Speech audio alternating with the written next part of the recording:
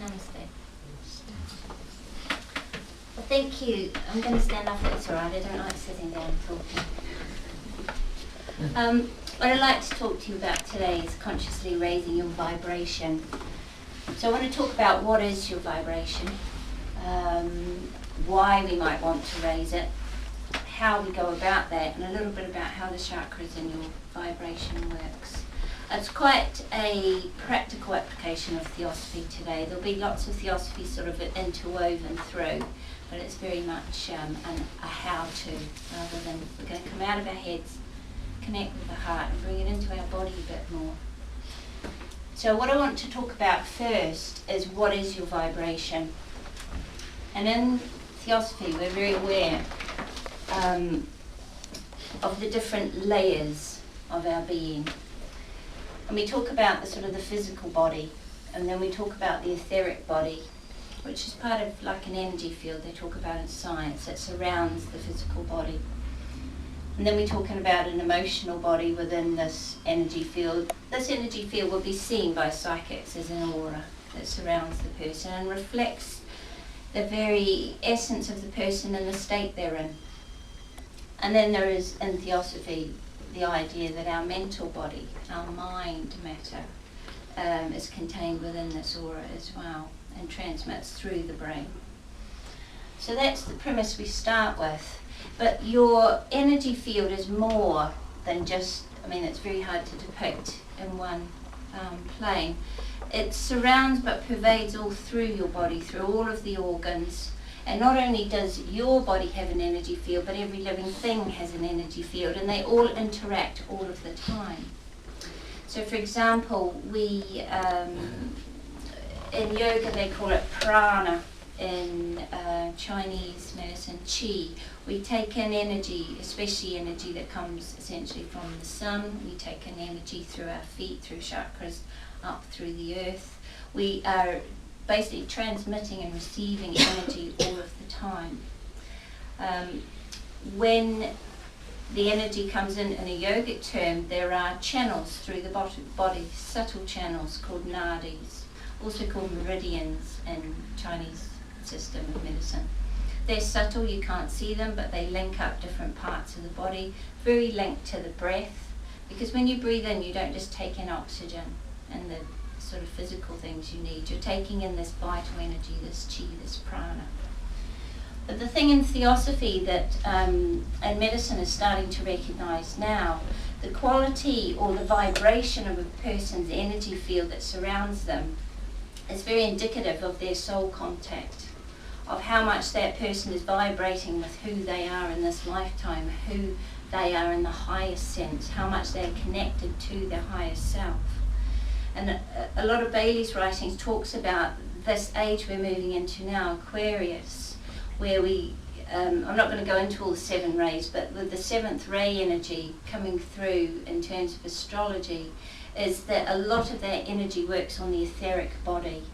It talks about predictions that we will move in medicine into working in the energy body rather than working so much with the physical body. So a lot of disease and illness starts in the energy body.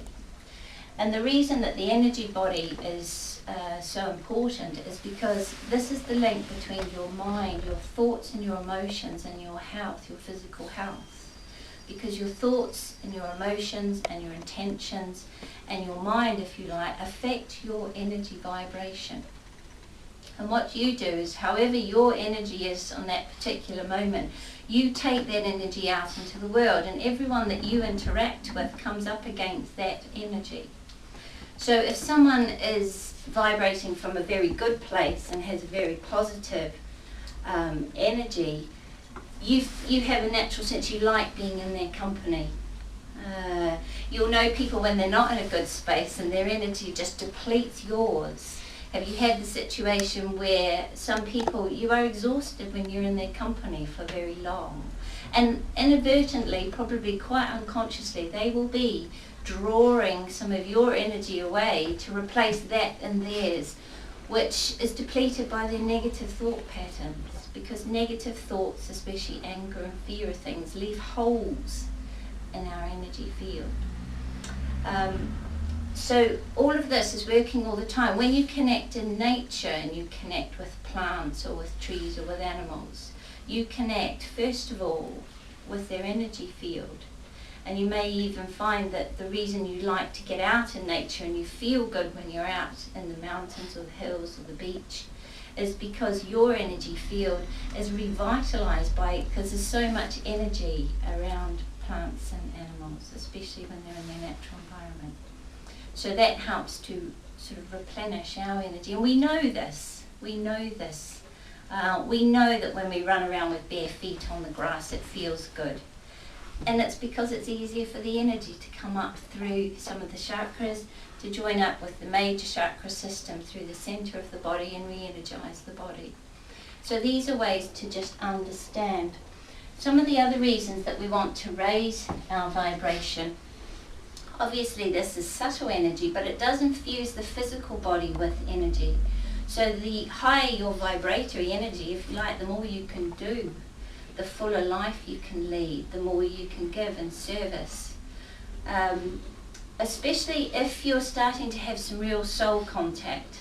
And I'm going to talk a little bit more about that in a minute. But when the soul contact is in good contact with personality, it infuses the whole body with energy, especially as you take that forward into that which you're here to do. So your path in life, if you like. So there is an infusion of energy. This is when we say someone is passionate about something.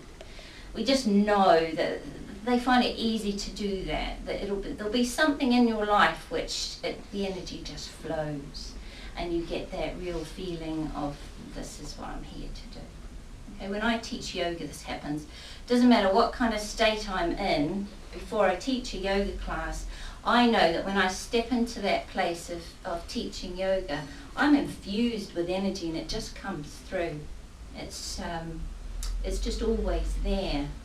And so this is the sort of, these are the reasons that we want to raise our vibration. And there are things we can do in life, but most importantly, things we can work on ourselves that help to raise this vibration.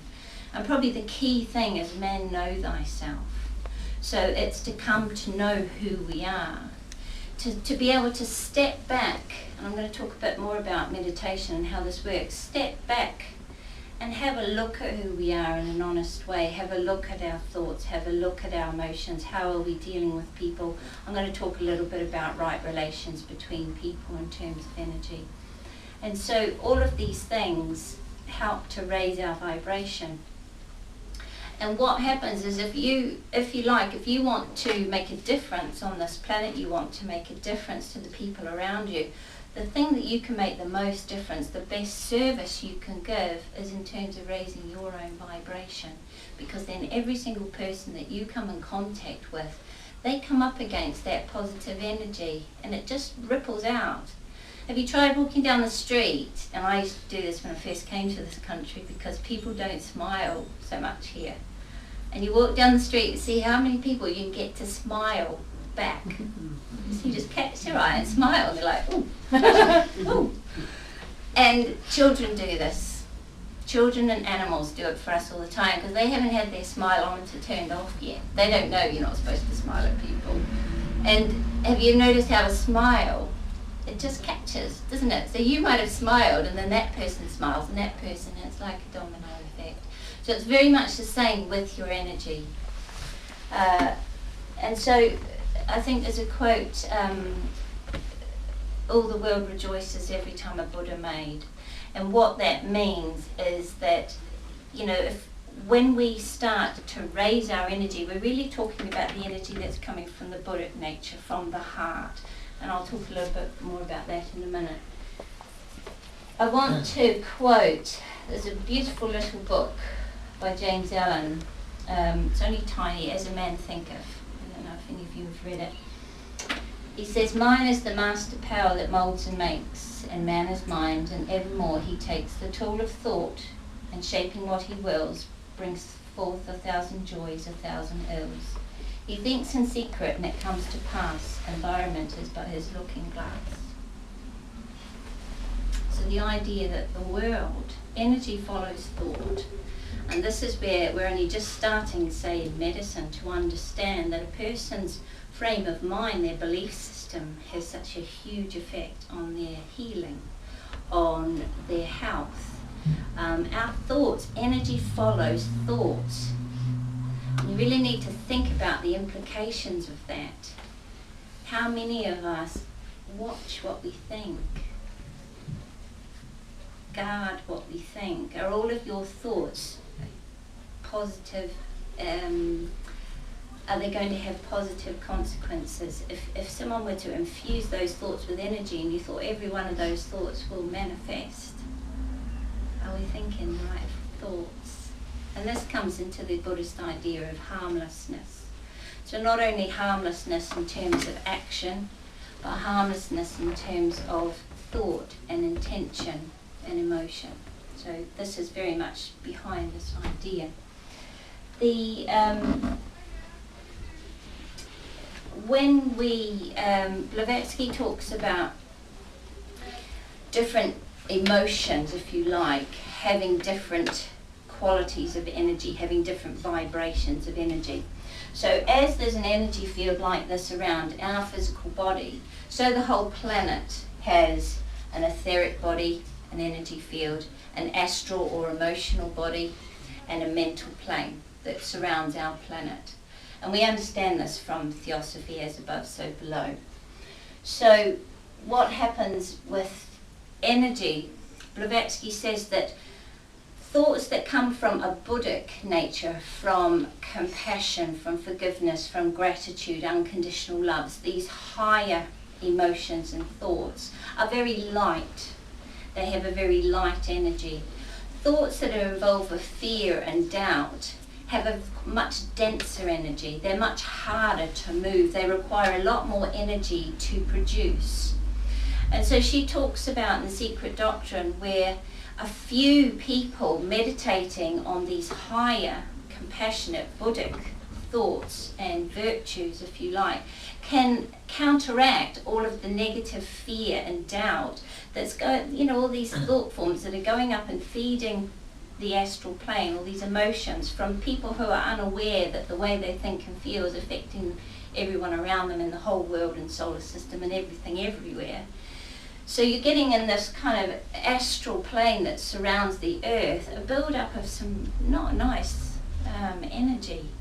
And what she's saying is when you meditate and you raise up into these higher vibrational thought and emotion forms, because they are so light and easily moved, a few people can serve as guardians for the planet, can hold the positive energy. And that's where I think being consciously aware that when you meditate, you're not just meditating for yourself, but you are actually making a difference by holding that energy in a higher vibration. So when you work on yourself and raise your vibration, you are consciously raising the vibration of all of humanity, because we are all linked as one. So really by working on yourself and raising your own vibration, it's the greatest service you give to mankind, to humanity. You help to raise. And we know we're going through a time of change now, and the changes that are to come, there will come a point where there's a critical mass of enough consciously aware people vibrating at a high enough level to completely change the way we exist on this planet. And that time is not that far away, because this critical mass of people, I've noticed that even in the last 10 years, it's changing. And I think people who are very aware and sensitive to energy can sense that change. That's another thing with energy. Just if I speak in terms, I live my life in terms of energy. It's very much my currency. It's what I understand intuitively. If I say to you a negative energy environment, so if you walk into a room, can you tell if there's been an argument or some sort of, you can feel it, can't you? You walk in and you think, what's going on here? This doesn't feel good. Or sometimes you walk into a place and you think, oh yeah, I like this. They say we decide to buy a house when we first step in the door. We like the feel of it. So we're very sensitive to energy.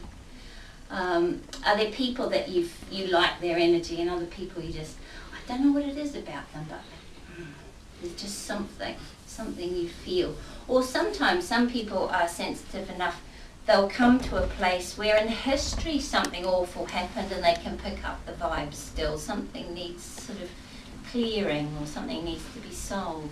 Or you go to a sacred place, like your well, is it Penmon near Beaumaris, and you go to a sacred place and you just feel that there's a different energy here. So I'm just trying to show you that we are sensitive to energy. We do. I'm going to go to this diagram. I know you know it well, but I just want to talk about it in terms of your vibration, because I want to bring in some of these ideas. I've got a handout of this if anybody wants it. This is just a diagrammatic form of us, especially through theosophy, but not just theosophy holds this idea. This comes from many different belief systems. So this idea that there's a logos, a spirit, a God, something all-encompassing. You could think of it as energy. In fact, in a lot of Bailey's work, it's energy. And each of us have a divine spark of that God within us. This upper triangle forms our higher self, or our soul. So the highest of the high, the Atma, this is the part of us. And remember this, we're not divided up like this. This is just for diagrammatic purposes. Your Atma is your spiritual ego. It's where you experience unity. It's your connection with the will, with the divine will. It's where my will becomes thy will. Okay, so when you're in tune, especially through meditation, this is when